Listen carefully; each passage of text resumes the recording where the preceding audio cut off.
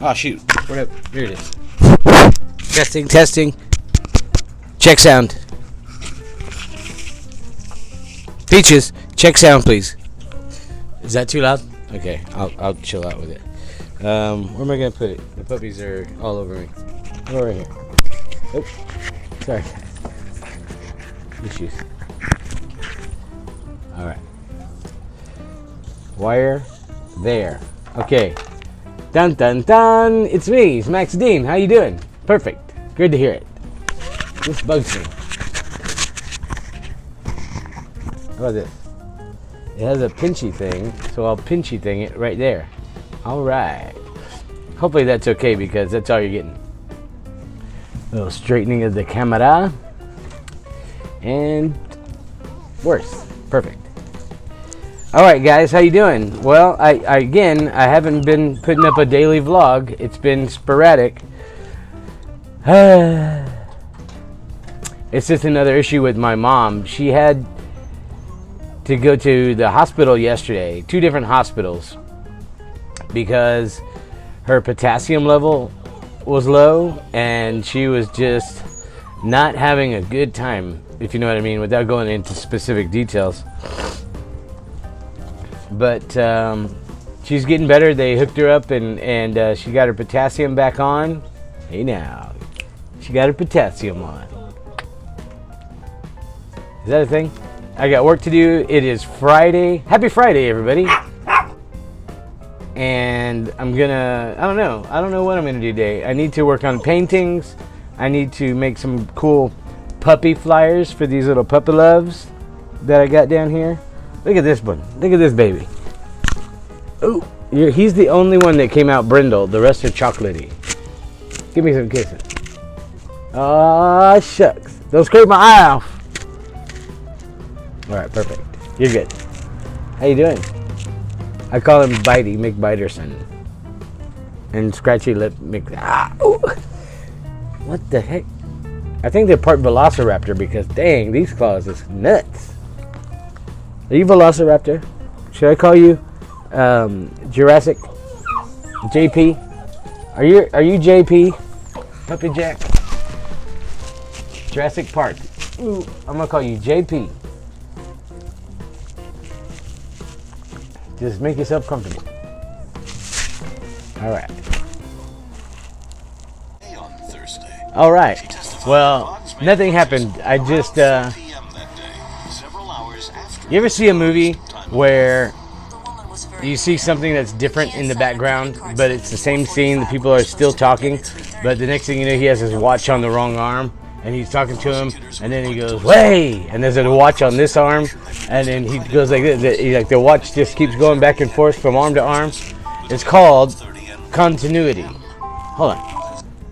I was trying to do an example of continuity. See, I moved it from here and I turned my hat around and all that. See, now it's back to the way it was.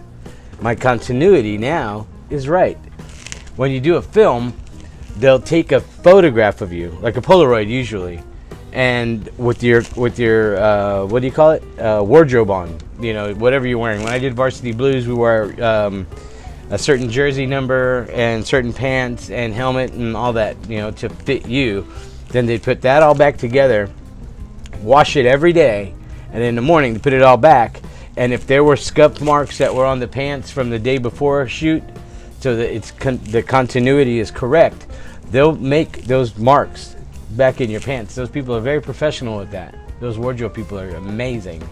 And so, yeah. And when I did the Alamo for, I don't even remember how long. It was months. But I was a Mexican soldier, so my hair was down to here, dyed black. I had this mustache, but pork chop sideburns, dyed black. But everything was bushed out. We had to wear a certain uniform, and it was a certain amount of dusty and dirty, and shoes and everything were the same. And let me tell you, they were so authentic in filming this.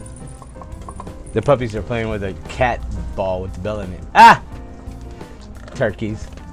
So they were so authentic in filming it that we had to wear the very similar shoes that the Mexican army would have worn then. And let me tell you, there wasn't much to them. It was like a chunk of 2x4 as a heel, and then like a thick leather flap as the sole, and then the top was like a leather piece, you know, like it was like a, you know, typical, like a Clark, like what a Clark shoe is, you know, like a, yeah, like ankle high. And let me tell you, when we started filming in wardrobe, or started rehearsing in wardrobe at the location, people were passing out left and right. And Air Life, we were so in the middle of nowhere that Air Life had to come in and rescue them, take them out of there, and those people never came back. People would be standing there in line, and we'd have to stand there like we were soldiers, right? So they're teaching us how to march like Mexican soldiers, and all the commands in Spanish as well. Izquierda is left, derecha is right, you know, alíñense is get in line. You know, there was a whole bunch of stuff, like because of the shoes and the heat, and people not knowing how to stand without passing out, letting all the blood stop flowing to their brain and their heart and everything. You gotta kind of, you can still stand still, but you gotta kind of either lift your heels off the ground or shake your knees once in a while. You know, give a couple of shoulder shrugs or something, just to keep some kind of blood flow going in your body, or else you're gonna pass out. If you just stand still for so long, you're just gonna fall over. Bonk. But there's a scene in the movie where they sprayed out snow, like fake snow, and they were marching through it, and you know, we were marching through it like a long trail of people and horses and everything. And at one point, like an outtake from the movie, one of the horses just busted off, like the boom took off, and I think there was a guy on it. Threw the guy. They had to, the other professional, it was all professional riders, they had to bust ass and haul ass after the horse and go round him up. And we were just standing there, and there were guys that we had to wait for this, by the way. And every time they changed a shot, a scene shot, a camera angle, or they're watching the playback and all, it takes time, hours sometimes, lighting, and oh, man, you'll be sitting there for hours to film a 5-second scene sometimes, you know. But it's the movie business.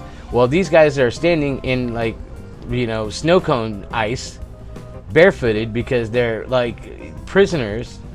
Like Mexican soldiers gone bad, so they have them like chained, walking in a line, like prisoners walking a line behind the people on the horses, along the back of the back of the Mexican soldiers, and they're barefoot. And these guys are really barefoot, and they're standing there for who knows how long in that snow. I was talking to them, and I was like, dude, you want me to, you know, find something for you to stand on? Like, get you some branches and some leaves? And they were like, no, do not.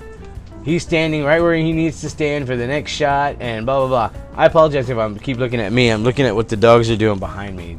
I'm back there. I apologize. But, yeah, man, I felt so bad for the guys. And they were like, hey, dude, it's what it is. We're getting paid extra for this. And I'm like, all right. Well, good for you. Hope it's a lot. Oh, yeah. So when you watch the Alamo, I'm going to tell you a part to look to find me and my friend Alex. Now, this is the only scene that I think you can actually see me, because there's so many of us. But my friend Alex is the drummer on top of one of the buildings, and they're trying to freak out the guys in the Alamo, and they're in the little town right next to it. And this is all here in San Antonio, by the way. And they start playing their drums. Well, my friend Alex gets a close-up of his face, and he's just standing there. Mexican guy, tall guy. He's like 6'17" foot tall, but he has a mustache, and he's playing with the drums. He taught them all how to play that, by the way. And when they pan out backwards, I'm below him on the ground. They're on the top of the building. We're on the ground. But we're standing like in little like lines, you know, like packs of guys like ready to march, and there's cannons and stuff. I'm right there somewhere. Good luck finding me. Now I can go. Thank you guys. I love you. I'm Max Dean. Thank you for watching. Sandy, if you are watching this, please, let's make some videos. I'm going to get Sandy to do some challenges with me perhaps, and just some fun idea stuff. See, I don't really have anybody to film anything with besides my friend Alex, and he's busy, so I can't get him to do stuff a lot because, you know, life. So hopefully Sandy and I can get together when we have time. She has time, and put some really cool videos out for you guys. Some funny stuff. Can't wait. I'm learning how to use the Google Trends page to find what's popular, like the Logan Paul thing with the Japanese suicide forest and all that, and then getting kicked off the YouTube thing. Yeah, what a jerky move. Like, you don't film a dead body on the ground, for one. Logan, what were you thinking? And then putting it on, I mean, what was he thinking? Views. He got a bazillion views before they said, we're not letting you, nobody can watch it. They removed the video. They scalded him. I'm not sure what the problem, what exactly the punishment is, but Logan, how you do it? But did your parents ever do that? Shame, shame, shame. Yeah, I'm old. Thank you for watching. Talk to you later. Bye.